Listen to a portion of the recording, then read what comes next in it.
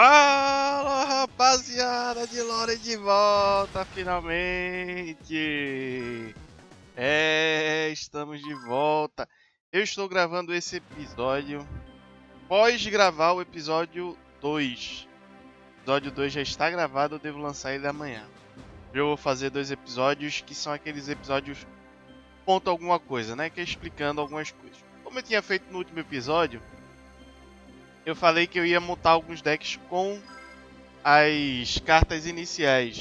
Vocês estão vendo aí um deck que é um spoiler do próximo episódio alguma coisa, né? Ponto alguma coisa. Porque eu gravei episódio 2 e aí eu lembrei que eu vou precisar. Eu tinha prometido que eu ia fazer uns decks optimizados e explicar pra você. Então, vou já começar, vou direto ao ponto, tá? Vou deixar um episódio um pouquinho maior pro próximo episódio, entre episódios do modo história. E vou passar esse deck aqui só explicando. Então vai ser um episódio curto. Talvez, se for muito curto, eu ainda lance o episódio do modo história ainda hoje pra você, tá? Então vamos lá.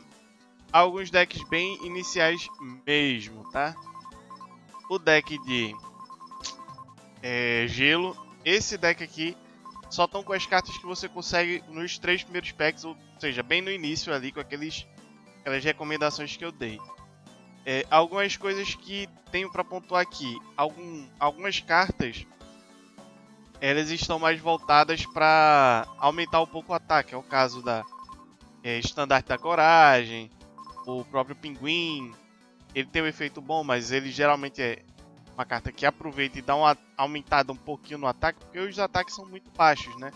Guerreiro da Neva só tem 1400, o Reese tem 1400. Então tenha em mente isso, porque se você pegar cartas que conseguem te dar mais valor de ataque, nesse deck aqui, inicialmente já é um pouquinho mais interessante para você passar menos dificuldade.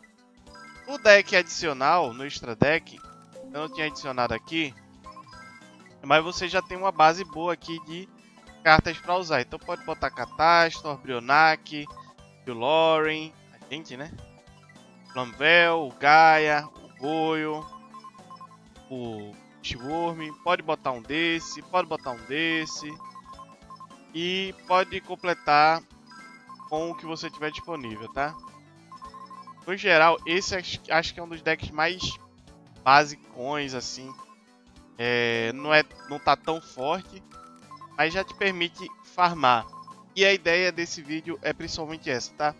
Lembrando daquele episódio 0 e episódio 1, a gente vai farmar bastante, então, até para conseguir os estruturais que vem no próximo episódio, precisa farmar bastante. Então por isso eu achei importante voltar para esse episódio mostrando os decks bem iniciais que a gente monta, tá? Porque a gente, pelo menos eu farmei com eles. Inclusive eu vou mostrar aqui qual o meu preferido para farmar, tá? Salvar aqui. Esse é ok, tá? Não é super forte não, mas se você tiver as cartas já tranquilamente você consegue farmar com ele. Você consegue jogar até contra a Hyunlei com ele. Obviamente que não vai ser tão fácil quanto outros, mas bem tranquilo de farmar, bem fácil. Genex, esse é um dos melhores decks para farmar, tá? É um deck que aceita basicamente tudo. Ele tem uma consistência muito, muito interessante, tanto em fazer os synchros, quanto em gerar o jogo, né? Rodar o jogo e se manter jogando. Ele é um deck que realmente consegue lidar muito bem nesse começo de jogo. É um dos meus preferidos para esse começo. O Genex, o fato do Genex Controller ser buscável nesse deck por meio do Genex Neutron ajuda muito. Por isso até a preferência é usar o Genex Controller e não a cópia dele. Esse aqui é uma cópia dele. Também permite você ter outros 5 que você não tem acesso em outros decks, que é o caso do Geogenix, Hydrogenix e o Genex Terminal, que é um level 8. Level 8 é importante aqui, que é muito difícil de conseguir level 8 no começo. Synchro level 8 no começo. Então ter uma segunda opção além do Contemplador é bem legal. Não é um deck que faz super fácil esse level 8, tá? Mas o Dragão Cibernético tá aqui por isso. Ele ajuda bastante nisso. Fora isso, é um deck bem padrão, assim, que aceita basicamente de tudo. Então, você olhou, tem quer botar mais Raigeki Break, você consegue. Quer botar mais Soul Taker, consegue também. Ah, eu quero ir mais para ataque, bota mais Metal Morph, né? Metal Morpho ou Kunai Chain. Então, você consegue adaptar ele ao seu estilo de jogo. É muito bom e ajuda muito para quem tiver assim meio que no começo, quiser aprender a jogar com a mecânica de 5, quiser aprender a jogar o Yu-Gi-Oh no geral, vai nesse deck que não tem erro. É muito difícil de cometer misplay com ele. Muito, muito bom mesmo. O deck é um dos meus queridinhos assim do começo desse jogo, claro, né? Inicial Warrior, por que não é X-Saber? Porque a gente não tem a Hyunlei e não tem o Fall Troll. Mas a gente já tem algumas coisas aqui para guerreiro. Então, como a gente tem vários guerreiros, eu resolvi montar aqui uma base de deck bem guerreirona mesmo. O espadachim de Landstad tá aqui para dar ataque, mas no geral ainda é um deck bem inicial. É bom também, assim, sofre menos com falta de ataque, poder de ataque, do que o deck de barreira de gelo, mas ele não tem tantas formas de segurar o jogo. Então, ter coisas defensivas aqui são bem interessantes para você não perder o jogo de controle. Geralmente é um deck que ganha snowballando o número de guerreiros. Perdão. Que é snowballar. É criar uma bola de neve. Você vai botando um guerreiro, aí um outro guerreiro vai fazendo mais... seus guerreiros ficarem mais fortes, seu campo ficar mais forte. E esse deck trabalha muito bem isso. De novo, Banish of Courage esse é o nome dele em inglês, mas Estandarte da Coragem.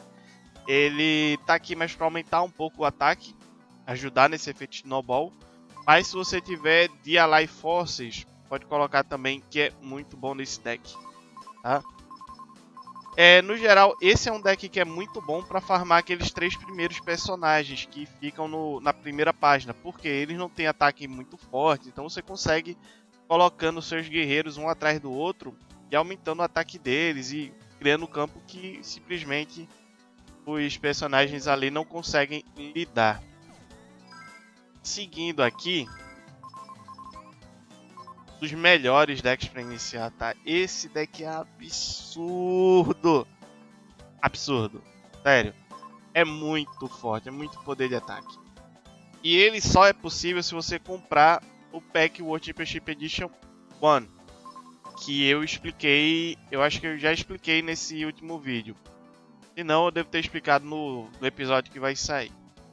O World Championship Edition 1, ele vem com o Red Eyes Darkness Metal. Então se você tirar um Red Eyes, já não se preocupa.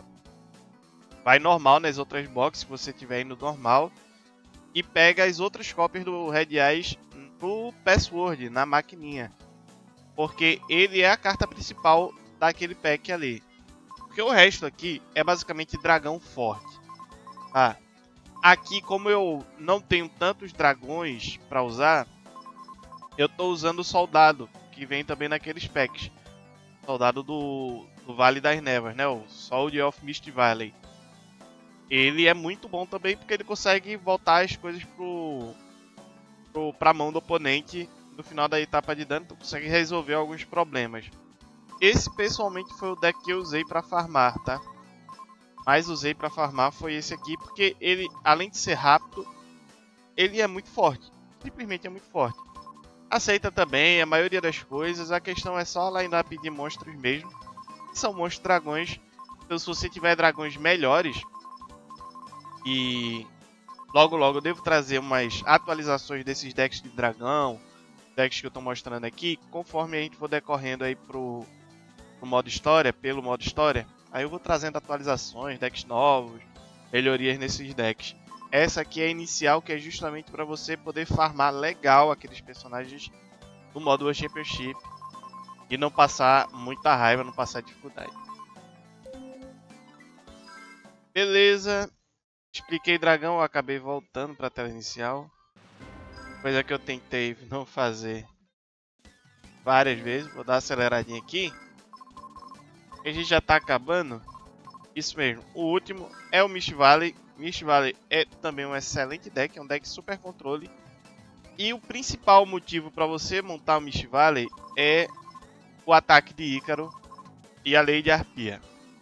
Semelhante com o que acontece com o deck de guerreiro e com o deck de barreira de gelo, esse é um deck que snowbola conforme você vai criando vantagem de monstro. E além disso, você tem algumas interações interessantes com o Thunderbird, né? O dragão, o pássaro trovão.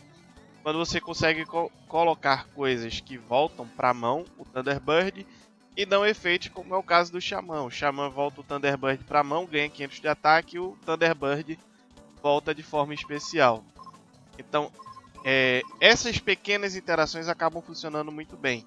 Mas no geral, o ponto mais forte desse deck com certeza é Soldado, Lei de Arpia e Ícaros Ataque. São os 3 motivos para você usar muito esse deck. É um deck bom também. Também dá para farmar legal até a Rinulei com ele. E eu acho que você não vai sentir tanta dificuldade. Você pode, por exemplo, craftar mais Sonic Duck, porque ele tem 1700. Eu preferi manter ali no Vale das Névoas e tal, mas eu acho até que Sonic Duck é melhor nesse deck para ter mais monstros bestalada para Ícaro Ataque. No geral, um bom deck. Não é absurdamente forte como eu achei o dragão, mas ele é muito controlador assim, é muito controlezinho, é muito tranquilinho de jogar também, é até mais fácil de jogar, só não é tão explosivo. Então é isso. O episódio vai ser curtinho hoje, que era só para explicar os decks que a gente mostrou o que eu falei no último episódio, no primeiro episódio, né, o episódio 0. Então, deixa o like, deixa o comentário e a gente se vê no próximo episódio, que vai ser o primeiro episódio o segundo episódio modo história, depois o episódio 2.1 explicando outros decks que a gente já viu um spoilerzinho aqui que estão bem legais. Falou, galera, o episódio vai ficando por aqui, Lorem saindo e tchau!